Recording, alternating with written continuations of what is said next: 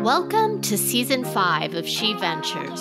I am your host, Doria Lavanino. She Ventures is a podcast about women and their work and life pivots. I believe in the power of storytelling. I also believe that if you change one woman's life, you start to change a family or a community.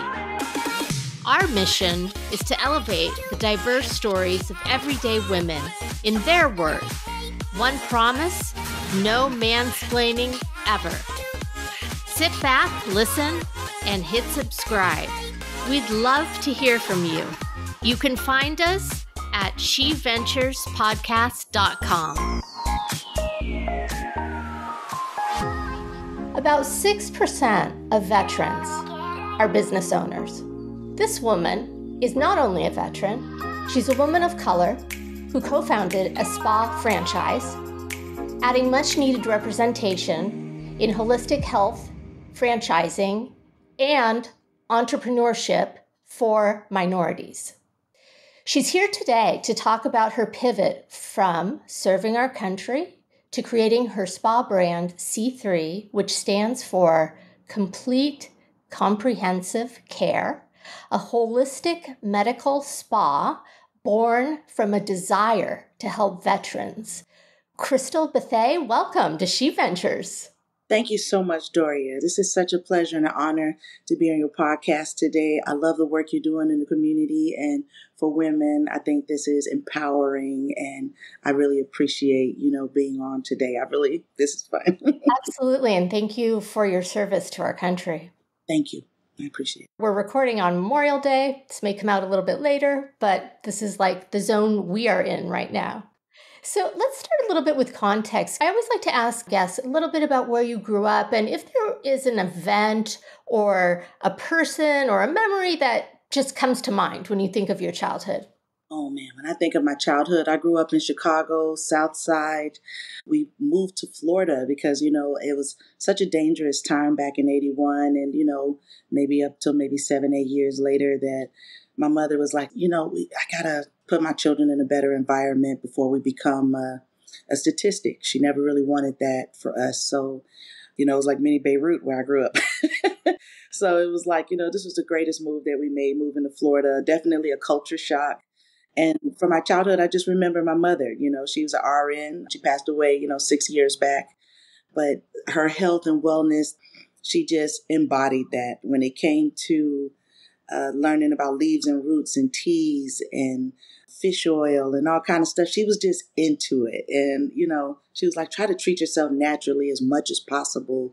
Taught me to use, more Eastern and Western medicine, more motherland medicine than anything. And she was just more like, hey, get the test done, learn how to treat yourself, find a way to use both, because sometimes they're necessary. Don't go rogue and end up dying off because you think, So she was like, she always kept it real. But she was fun. It sounds like she was very middle of the road, right? In many ways, I think that we don't focus enough on prevention. And I think a lot of homeopathy can help with that, right? Like if we focus on prevention, then it's so much better on every level, including cost down the road. So she was a single mom? Yes. And, eventually she married my stepfather and was practically together until they part. Wonderful. And as I mentioned at the top of the show, you are a veteran.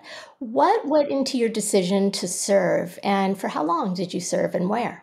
Oh, okay. Now, in my family, it's tradition for everyone to go walk. So to honor my father, that's exactly what we did fresh out of high school. So we were so excited about it. It was terrifying all at the same time, but we were actually way more prepared than we realized, growing up with my mother being like, it was cake for me. I think the hardest part was the physical activity, but the yelling and the in the face stuff I could handle. We were fine, but a lot of people kind of broke during that process. It was tough to see. But trying to get that mental toughness and fortitude taught us a lot. I got a chance to serve in Fort Leonard Wood, Missouri, and Fort Jackson, Carolina. And I tell you, that Fort Lost in the Woods in Missouri, I wouldn't wish that duty station on anyone, but but it was quite the experience. But how long did you do that for? Not for very long. I think I might have been in there for literally about a year. I had an episode, with the first husband and didn't get our duty stations aligned, so that instead of them fixing it, it was just easier for us to come out. Absolutely. Yeah, so because of that, I figured out a way to honor my father in a different way. So me serving now and serving our veterans and our community is a way to kind of tie that together. Absolutely. And I was going to transition to that. How did you get started in the spa industry? Literally right after I got out. I finished my cosmetology license when I got out because I joined fresh out of high school. So I finished that and I started doing facials and haircuts and making wigs for the seniors. That was a lot of fun.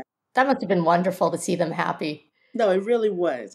So cosmetology school, was it hard? It was hard, but I was intrigued by how much chemistry and whatnot was involved in it. So learning a lot about the body, that kind of kicked it off. So I think many moons later, I ended up in massage therapy school. And I was like, this is where I'm supposed to be. I knew when I was going through the process and learning about the body and learning about conditions and how to treat, I was like, coming from a family of nurses and midwives and military people, I'm like, oh, I got to find my walk now. This is it.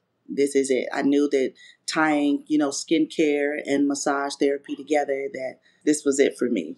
And so you started, I assume, working for other people when you were starting out. Is that right? I did, yes. I actually started at Massage Envy. I was still doing haircuts. I was running my own mobile business. I'm telling you, I was like half a Jamaican. I was like working multiple jobs, as they say. So I had like maybe 3-4 jobs. I loved it. I stayed engrossed and, I didn't have any children. So I was like, to keep myself out of trouble, making money was my thing. So I said, let me find a way to serve and do, and have a good time in that. But massage, oh my God, what a rewarding field. Again, it's more about maintenance. And I learned more about that than, of course, waiting till you get to acute stages. So I started taking certification after certification. I have 23 certifications underneath my belt. Medical massage therapy is one of them, one of my strong ones. Wow. And I tell you, just learning how to treat the body this way, there's nothing like what we do. Oh, I can imagine. And I'm just, I'm in Brooklyn up here where, we have an array of, massage therapy. Some of it, you can get the $100 2-hour massage from an unlicensed person. You assume they're unlicensed, right? Not necessarily the cleanest, but like on the up and up in the sense that there's nothing like weird going on, right? And then there's like the more medical spa aspects.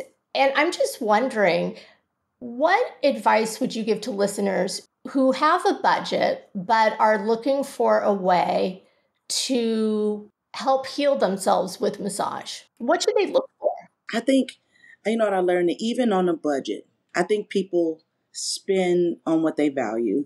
I think there is room for self-care. And I think it's just the last thing on our list. When it comes to taking care of ourselves, you can't heal if you don't touch.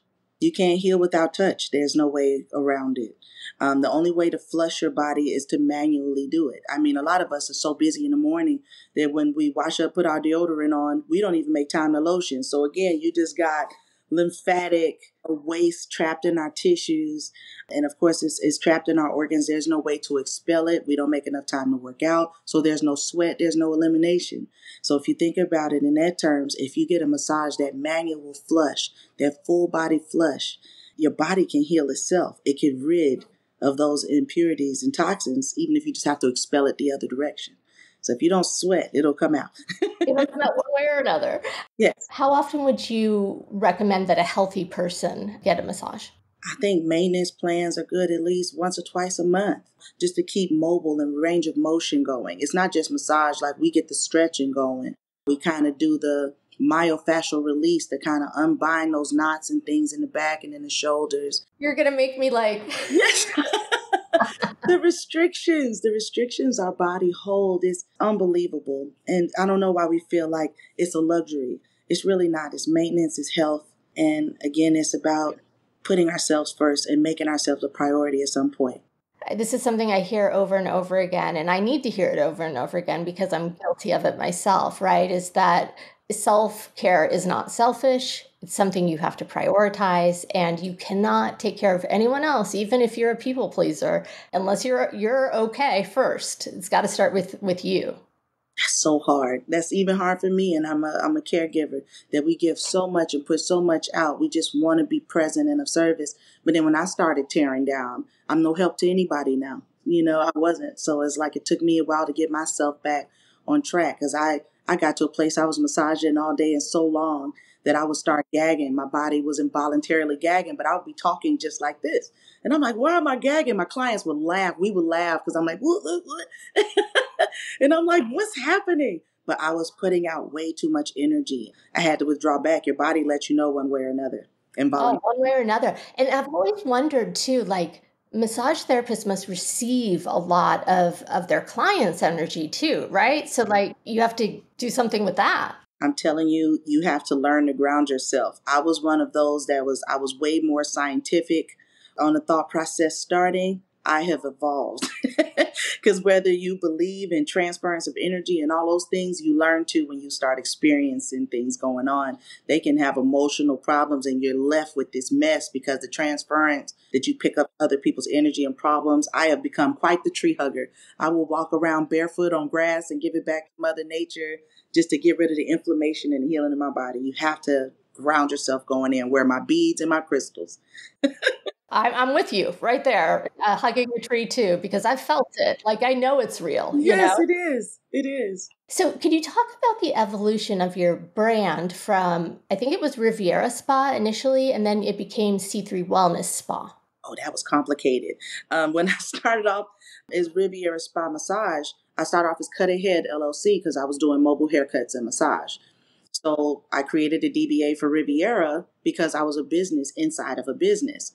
And no one could find me with that name. So I had to change it to the building name, Riviera Spa, but put massage on the end just so they can differentiate that I'm inside of a gym.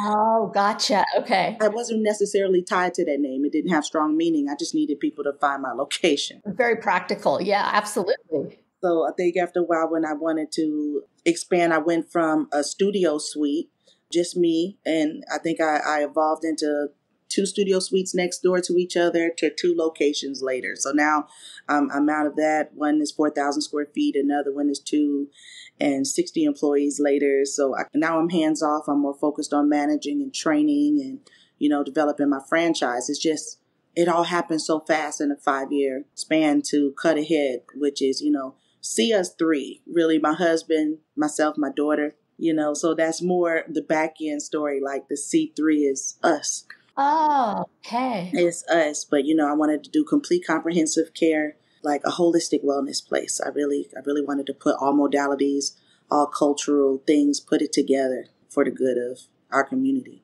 Were you always focused on veterans even when you were doing Riviera Spa, or was that an evolution also? I was more focused on the community, and then I wanted to find a way to bring the vets in, because the vets are hard. They're the hardest ones that want to take care of themselves. And 2, another thing, they don't necessarily want to spend out of pocket. And I understand completely. They serve the country. It should come with some benefits for sure. So it took me some time, but I got qualified and registered as a government vendor for the VA. So now because of that, the veterans can come in and they're 100% taken care of from the VA. So it took some time, but I got it done for them.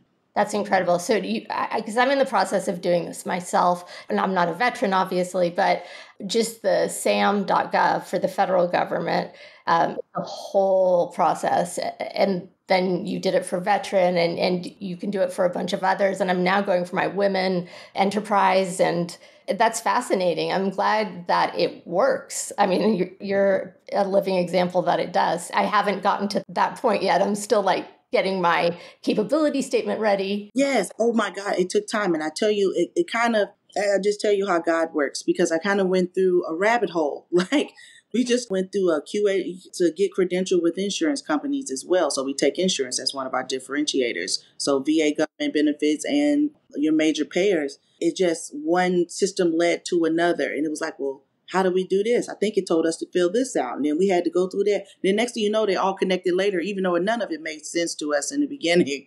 So it's like when people try to ask me, how do we do it? I'm like, I really don't know. We were reading on Google and we'll pull up a site. Okay, maybe we didn't do this right. It was crazy. So it ended up working out where we ended up talking with the VA. They said, oh, you filled this out and did this and did that. okay, you can become a, government and a community caregiver. And we was like, oh, we did it. It took us like a year, but we figured it out. You did it. That is incredible in and of itself. Not supposed to take that long, I'm sure, but Well, no, maybe I think it does actually, and a lot of people lose hope, right? They're like, oh, no, well, I'm going to go. Either I have to go back to work, or I'm not doing this, whatever it is. So you take veteran insurance, and you also take or benefits, or however it's phrased, and also health insurance, right? So yes. okay.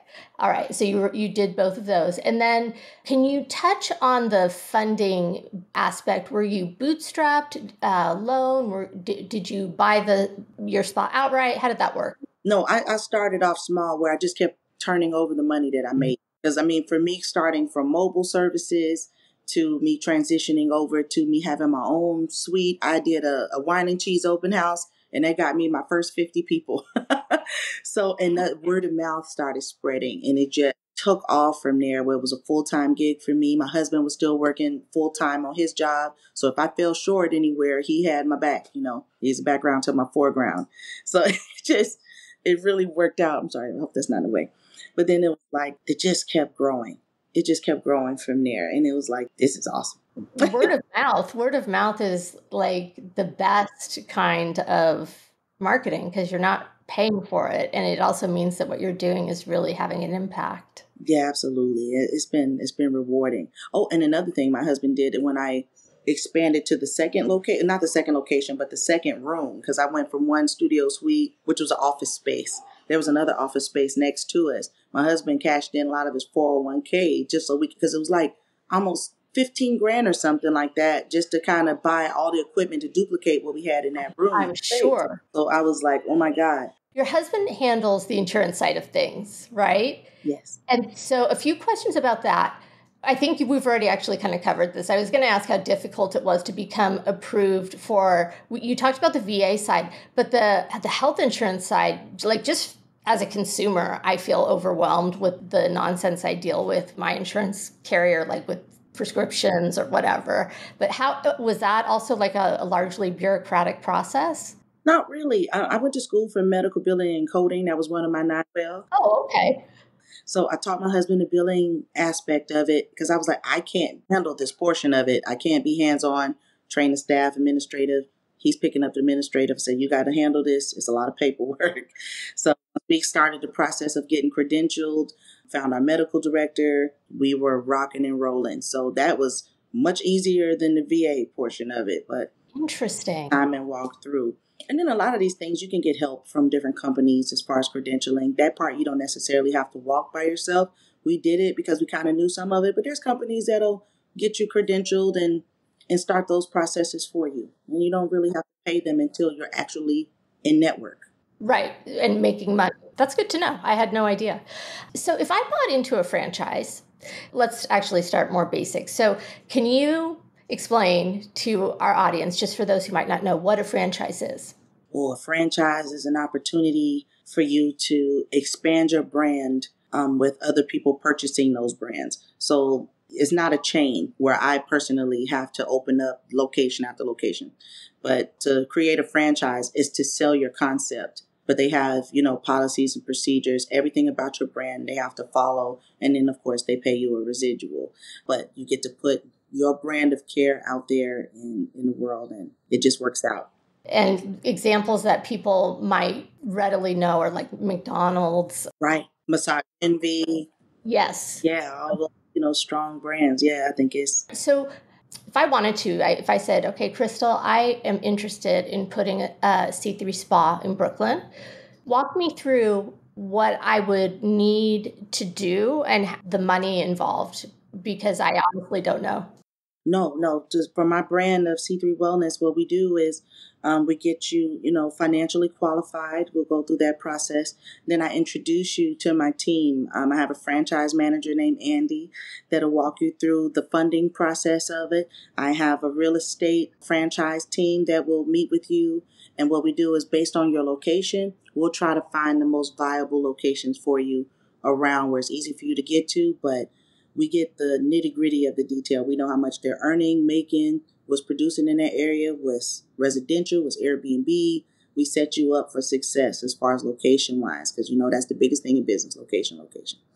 You're saying that makes so much sense. Like, I now really do understand the value, because it's so expensive to rent a storefront in Brooklyn. And so what you're saying is that if I came to you and wanted to do this, your team would help me also, not just with finding the right place, but then I guess adjusting prices accordingly so that I can cover my expenses. Absolutely. Absolutely. Based on what you're doing, and, financially, the finances are going to be there with the brand for sure. So as far as the location, we don't want to put you in an oversaturated market. But the cool thing about us is, I'm not trying to oversaturate the industry. It's going to disrupt it anyway, because we accept insurance, and there isn't any other brand out there that does that. So I can put you next to a Massage Envy. It would hurt them quite a bit. And I'm trying not to do anything like that. Put it in a reasonable enough place where everybody can thrive. It's definitely enough business to go around. So that's for sure. But yeah, we want to put you in a thriving location with parking and all those things that, those things people don't think about. Because a lot of times we try to find our own locations, right? And we think we know what's best because we see a lot of traffic, but you can be in a low income area, and even though it seems busy, it's not the best. So thank God for franchises. You have a team behind you to walk through these pitfalls. You avoid all those errors you would probably make on your own. Are there any regrets that you have about doing a franchise? Oh, no. No, none at all. And I'm new starting off in this. I know that there's no overnight turnaround. There's a process for everything. So I'm going through the onboarding with all of my brokers, because they'll be going out to sell the concept. So educating brokers nationwide has been exciting. It's been so exciting to be involved in that and to meet so many people and to answer all these questions. It's like, I don't know, I was born for this. So I was like, this is it. This is it. I love it. I love this. So you're starting in Florida because that's where you're located. When is the nationwide? It's happening now. That's right. So it's going to start to permeate. I'm not just pigeonholing myself to Florida. I have people interested in California, Chicago, Texas. Quite a bit is picking up. Georgia. I have a team and a construction crew all ready for the permitting process. They're willing to travel wherever I need them to go. I have an amazing corporate team behind me that I put together that helped me as I grew through here. So I'm just attaching, hey, let's go into business together. I got this franchise going. They like, let's do it. So that's exciting. And I have an amazing team. I have an amazing team. I'm just ready to put them to work. So I know it's going to happen any day now. What I'd like to do is interview you a year from now. I do it with a couple of women, and we'll see where you're at and see how you've expanded, and what you're really happy about, where you want to grow more. I think that would be wonderful if you're open to it. I would love that. I would love that opportunity. Thanks, Doria. Yeah. There were a couple of therapies that I'm not familiar with. I'm really old school. I just do my Swedish massage, maybe a little, I don't know. No, I understand. Hey, it works. Yeah, whatever they do I don't know. So, but there were a couple of things that I saw that you offered, and I did not know what they were. Okay, one was, what is salt therapy? Ooh, salt therapy is so important. Now, there's a lot of places that have salt rooms where they have the Himalayan salt you step in. Okay. But I have a salt therapy booth. It's just much cleaner. And, you get to sit and just focus on the therapy, not necessarily the aesthetics of it. It's more concentrated. You don't have to be in there that long. So 10 minutes in a booth is considered like you being in a booth in a room for an hour. So it calms the respiratory tract. Oh. That's what it does. It's a therapeutic grade salt. So as it's aerosol through the booth, not only does it help people with eczema and skin issues, it helps with emotional stress. So you get to sleep better. It calms you down quite a bit. I've got some veterans with PTSD and some issues that when they go in there, it's like they came back like, what did you put in there? Like, what's in there? Because I was the best sleep I got. I wasn't rattled and frazzled at night. Best sleep my whole family got. So it's emotionally what it says it does, it do. But combing of that debris of those hair-like structures, it combs all those bacteria and debris, and it helps your body expel it. So, people who have asthma, it gets into those tiny little areas and sacs that even their medication can't get through. So you're opened up a whole lot more. Got it. Okay. The booth then, does one go into it alone, or is it like a sauna where you No, see it? I have room for two. I have two seats in there and some tissue because you're going to be, the mucus is going to start flowing. You got to get that out of there. But I tell you, if you have any upper respiratory problems, 4 to 5 sessions will do. Oh, I love learning about that. And my other one, this is one I think my daughter may have brought up with me, body contouring. Now tell me about that. Oh, it's non-invasive. We do cavitation, radio frequency. Cavitation is the lipo without the lipo. What it does is it expands the fat. It causes it to explode into a liquid so your body can flush it out. So it uses a wave, like an ultrasonic wave, and it explodes the fat as we keep going over the area. So it helps shape you, lose those inches, and then eventually see it on the scale, because after a series of that, you just start expelling all this waste. But a lot of it is just, hard nodules fat.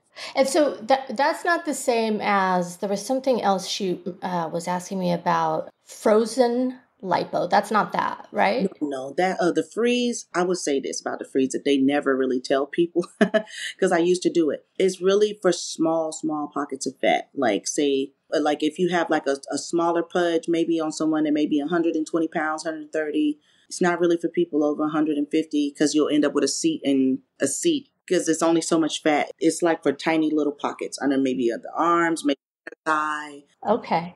Plus size, women receiving the freeze, but they got to latch it everywhere. And by the time, cavitation is a much more effective way of covering an entire area versus them charging you an arm and a leg to freeze sections.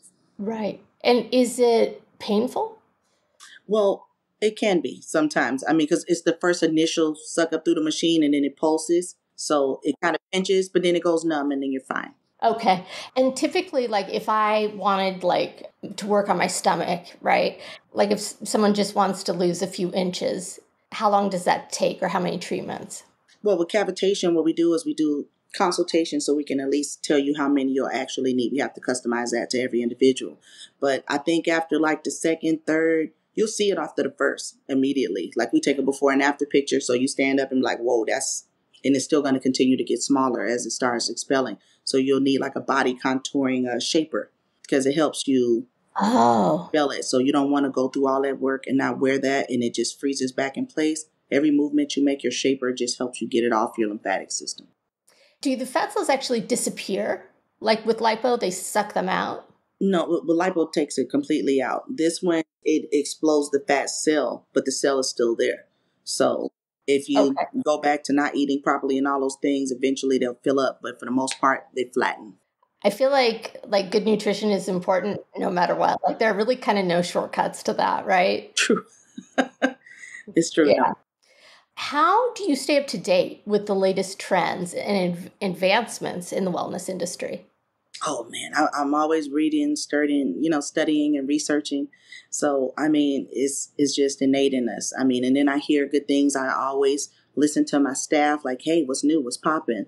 What do we need to learn about? I don't want to get into every trend. I don't want to get into trendy things. I want to get into what works, something that we can bring on that we can continue to use. I don't really follow fads as much. Want to try to keep it clean, like no, I don't want to say that out loud, but for the most part. Well, you don't have to name them, but you could say just things that I just don't want to get into, but I do understand the care of it, but for liability's sake, I think it's good to just kind of keep what we have going on, but stay current as much as possible. If there's a way that we can perfect our procedures or a way to make things easier for the client, for us, I'm always for bringing those things on. Innovation, absolutely. As a woman of color, have you faced any unique challenges in your journey as a business owner? I think in the beginning, from the location where I started, it's if it started off in a 55 and up resort style community. So I think based on the age thing, I think it's I guess there's just different journeys and walks of life. So, but I think for the most part, faith brought me the right people. And I think it broke down walls and barriers of people who just didn't know any better. And that's what I look at is I think when it comes to certain gaps, they just don't know. So the cool part is, I'm here and you can ask any questions. And, my massage sessions turned into therapy sessions, so it was amazing to learn so much. They just threw me diamonds and diamonds of information, and we were able to actually grow together. My clientele, me, it was great. That's incredible. Yeah, that is. Because it is ultimately a dialogue. If people don't know, it Yes. doesn't excuse it, but the fact that you're willing to have a dialogue to at least explain in a way that they can receive the information. Yeah, absolutely. I think there's a misconception for the most part that is the Black American group. We don't always have our hand out. We don't use any life situations to try to, there's a lot of us here for service, for care. I don't make excuses for myself. I don't be like, oh, I'm a single parent, so, tip me a little more. I don't really discuss myself personally unless that was asked, but for the most part, I'm here. How are you doing? I remember your trip. If you came in 2 months later, like, oh my God, you went such and such. And they like, you remember that? I'm like, yeah, this is my Young and the Restless. I remember, I don't watch a lot of TV. So this is great for me. I learned, and it's just fun. They get a chance to learn that, we're hardworking people. We have pride and we have sense of duty. I've interviewed, I think now around 150 women, and the women of color have the most fascinating stories and are the most hardworking women that I know. And it's not to say that white women aren't hardworking. I really understand where you're coming from. And, things exist like we were talking about, whether people want to acknowledge it or not. I think in our community, to be recognized, we do have to work 2-3 times harder to even get recognized or noticed. Yeah. And it's just been like that my whole life, so that's why, it was important to me to get into a space and place that if I'm working this hard for someone else, I can definitely do it for myself and make more of a difference without any handicaps. Yeah, absolutely. In terms of young women who may be listening and are interested in entrepreneurship, what are some tips that you would give them of either things that you feel that you've really done well or things that you would have done differently? I think if I was going to give advice to anyone and all people, period, I think people are more focused on the glamour of the business. They so focused on the aesthetics and they want it to look good because, that's the world we live in. It's just the judgmental aspect of it is you'll go broke trying to keep up a facade versus starting off small, start off within your means and grow it from there. Get an understanding of your business. No one creates a business plan anymore. They're just full of ideas, but they don't write it down. So I'm like, if you just do the small version of your business plan, you'll realize that your business plan is your website. Your business plan is your policy and procedures. And I did that starting off. I got the book from the library. Nobody goes to the library anymore. Everything's on there. Order the book on Amazon. Whatever you got to do. I was old school. I went to the library. So yeah. Oh, I'm sorry. This thought I had is that, and I had meant to mention this before, is you did everything without, what I mean by this is you started small, right? With the money that you had. And they always talk about these, like they throw around these fancy terms like product market fit or know your customer. But you did that and you iterated as you went along, it sounds like. I did. Yeah, started off small. Like I said, just started off mobily from my car. So I started off from my car to finally being able to have clientele enough to start in the marketing suite. I didn't do anything. I was careful not to put myself in debt. We only did what we can afford. My husband pulling from his 401k. We were making enough money to be able to do that. And now just expanding, always flipping the money without doing loans. It was so important to us to just be smart about the money we're making, be able to pay our staff, don't go crazy. And now it went from, my car to us owning a multi-million-dollar business in like 5 to 7 years. You got to think about the long term, not necessarily think about the short. Yes, you did. Multi-million-dollar business owner. I love that. Where can listeners learn more about you and if they're interested in a franchising opportunity? If they're interested in a franchising opportunity, learning more about myself, I've been putting quite a bit of PR out there. Definitely articles when you Google Crystal Bethea. It's been fun. It's been a fun process and amazing journey doing the amount of interviews that I've been able to do to get, brand awareness and get a sense of, people to know who we are, my husband and I. And for my franchise, you go to www.c3wellnessfranchise.com. And there's a lot of information on there of where you can get started. And my team will contact you along with the chain of emails you'll probably get, but they'll reach you right away. And it sounds like that they will get a lot of help along the way if it's the right fit. Absolutely. I really thank you so much for sharing authentically and coming on She Ventures. Thank you, Doria. This is amazing. See you in a year. I look forward to it. You've been listening to She Ventures. Like what you heard? You can find us wherever you get your podcasts. Be sure to subscribe and sign up for our newsletter so you never miss a show.